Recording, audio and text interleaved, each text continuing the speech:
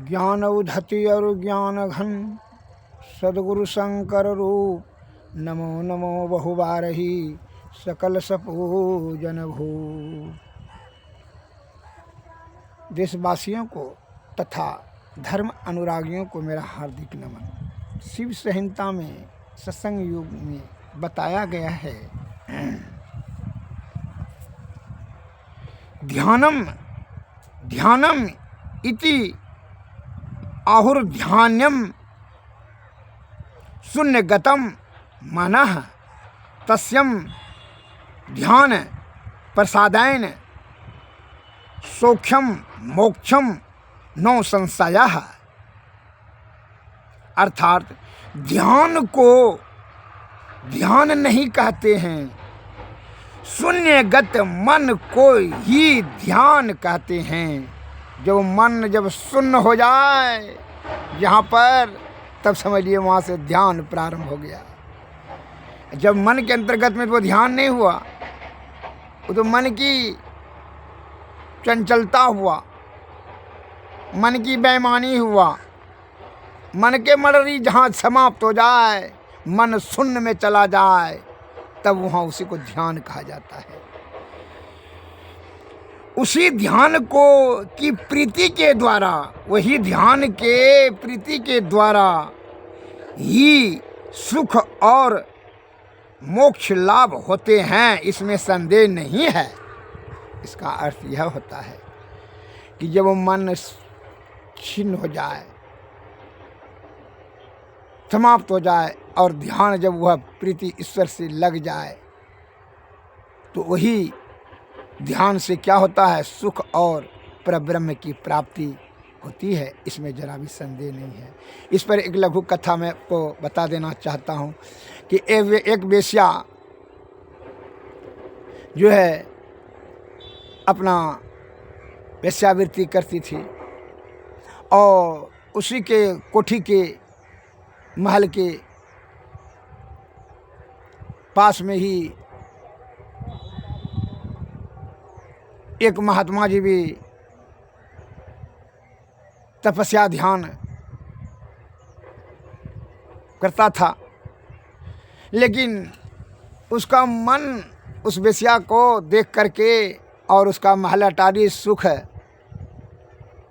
देख करके वो महात्मा जी व साधु का मन जो है चंचल हो गया, मन बेईमान हो गया। वेश्या के प्रति हमेशा उसका मन रहता था कि वेश्या कितना सुख हुई जीवन व्यतीत करती है, 56 प्रकार के भोजन करती है, रंग बिरंग सेठ मड़वाड़ी उसके यहाँ आता है, पैसा का बौछार होता है, कितना नौकर चाकर चमचा कितना है, वह कितना गद्दा पर सोती है, और जो है हम यहाँ नीचे में सोते हैं, सांप काट लेगा, गोजरेठा काट लेगा, और हमको रूखा सूखा मिलता है, भिक्षिक मांग करके जो होता है। वेश्या कितना सुखी है, कितना सुंदरी है, अगर उसका सुख मिलता तो अच्छे रहता। तो वेश्या पैसा यदि होता तो उसके पास हम जाते हैं, यही हमेशा सोचते रहता। तो अब वेश्या वो यह सोचती थी हमेशा मन से कि महात्मा जी देखिए कितना सुखी है कि वो ध्यान भजन करते हैं, जो रूखा सूखा मिलता है खा करके कितना मस्त हैं, खुशी हैं, आनंदमय हैं, अपना हरदम ईश्वर प्राप्ति करने के बारे में ध्यान करते रहते हैं। यह मैं कितना नीच गिरी हुई कार्य करती हूँ, चमड़ी का व्यापार, जो कि ये क्षुधा भरने के लिए यह कुकृत्य कार्य निर्घिन पाप हम करके पाप रूपी महादलदल में फंस गई हूँ, ये चमक धमक के दुनिया में। हे भगवान, या मैं हमारा शरीर छूट जाए, जो कि अगला जन्म लें और हम आपका स्तुति विनती, आपका ही ध्यान करें, आपको प्राप्ति करने के लिए ही सभी हम अपना समय लगावें। वह हमेशा महात्मा जी के भाव विचार को मन में ध्यान में रखती थी कि कितना सुखी है ईश्वर प्राप्त करने में, अतः उसका ईश्वर से कांटेक्ट हो वो रखती थी हमेशा वेश्या ने। तो जब दोनों मरने के बाद ऊपर गए तो वेश्या को वैकुंठ हुआ, और यह साधु जो है जब मर कर गया तो बोला नरक जाओ। तो धर्मराज से प्रश्न किया कि भाई हम सब दिन जो है 40 वर्ष से 50 वर्ष से हम तपस्या भजन किए, अगर तू भजन तेजन किया, तुम मन तो तुम्हारा वेश्या के प्रति हमेशा आसक्ति रहता था। वेश्या को चमड़ी रूप में फंस गया था तू, तुम्हारा मन कहाँ ध्यान लगता था तुम्हारा ध्यान तो जब तुम काम बनता तो वेश्या का ही तुम ध्यान करता था। और वेश्या का सुख यौवन रूप में ही तू हमेशा उसी को प्राप्त करने के लिए ललायित रहता था। और यहाँ तू कह रहा है कि बड़ा हम तपस्या किए, हमको स्वर्ग चाहिए, वैकुंठ चाहिए। यहाँ भी छल कपट करते हो, मन का शुद्धि है नहीं। मन के चंचल में फंस कर करके तू हमेशा ईश्वर का ध्यान करता था। कभी तो तू वेश्या का प्रति आसक्ति कारण उसी के रूप का ध्यान करता था, रूप में फंस गया था तू। रूप रस गंध शब्द स्पर्श यह विषय है तुम नहीं जानते थे।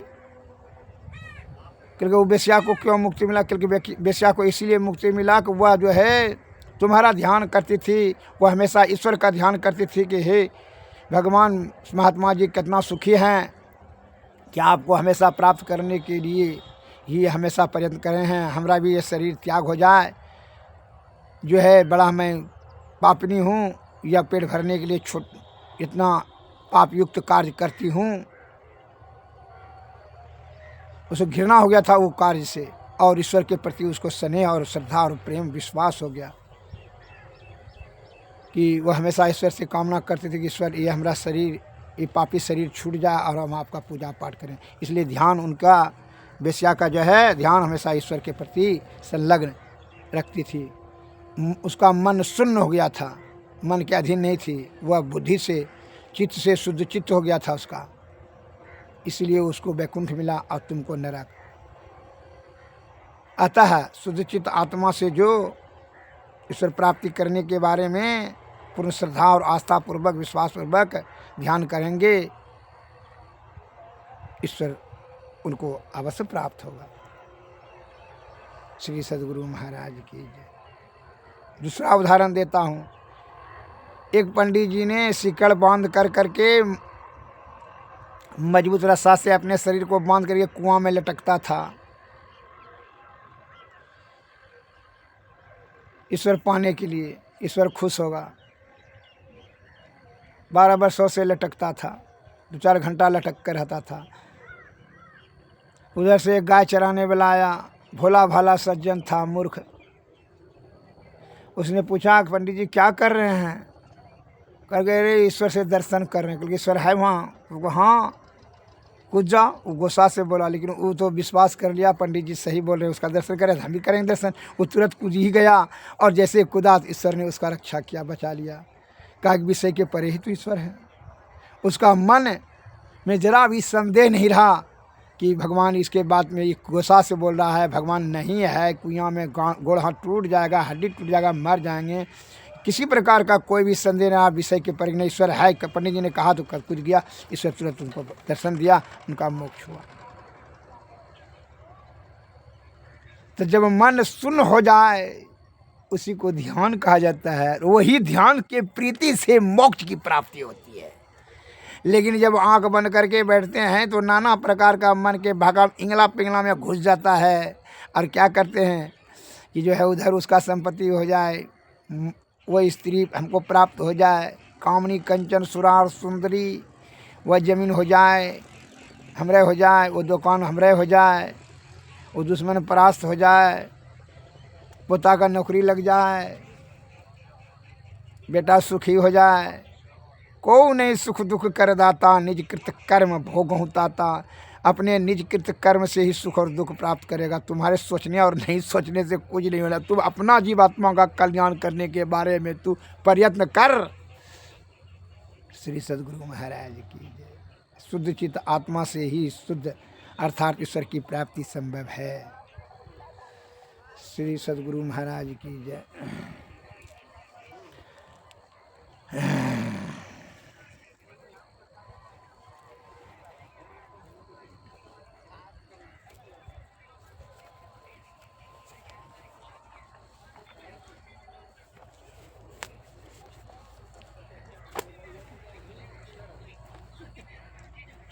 हमारे गुरु महाराज कहते हैं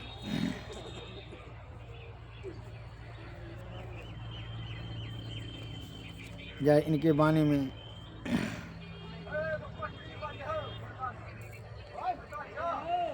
ध्यान भजन हिन लहऊँ नौ प्रभु धन, को कहाँ भये सुभक्त पढ़ गाये मात्र मन। चितयति चंचल विसरत केवल, चितयति चंचल विसरत केवल, सप्रेम भजन बल होयन साधन बिन। भजन ध्यान साधन करि चित यापन, वस करि क्षण क्षण प्रेम दृढ़ातन जन। राम नाम धुन धरि प्रेम यति थिर करि, भव दुख जाय टरि अस नाम उपासन ध्यान अभ्यास करि, नित होय महि निज हितयति ही प्रसन्न चित यापन साधन। ध्यान दर्पण गुण अध्यानी अंध जान, नौ गुरुदेव भेद यंजन, करु हेरी ही नयन।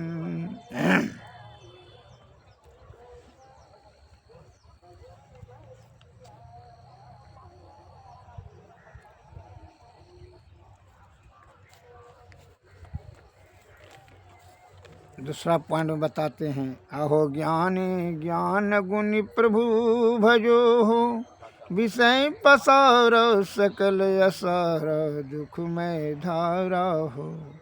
अहो ज्ञानी तन परिजन सब ही सपना, कछु नहीं अपना आप अपन खोजू हो। अहो ज्ञानी निज तत्व खोज हूँ, त्रिगुण तन पन मन बुद्धि चित्त पर, अहम प्रकृति पर हो। अहो ज्ञान जीव ब्रह्म पर हो, निज तंतु ऐसो कछु नहीं जैसो, निज अनुभव करु हो। अहो ज्ञानी तुम प्रभु ये कहीं, अद्वैत खंडित आत्म सुख मंडित, सब द्वैत माया हो। और ज्ञानी यानी सुन लियो, खूब सुन लियो डॉक्टर साहब तो। हां खूब पढ़बो ज्ञान धीरे धीरे सब जगन तोर मिल है, देखो एने एने एने मिले रहे। मोबाइल सबके मोबाइल में भर गेले, हमरो मोबाइल में खूब छै। हां छोड़ छै सुने अच्छा लगे रहे ना। आज के डॉक्टर साहब रहे छै रामायण एकदम ठीक छै। आज तो निकाल होते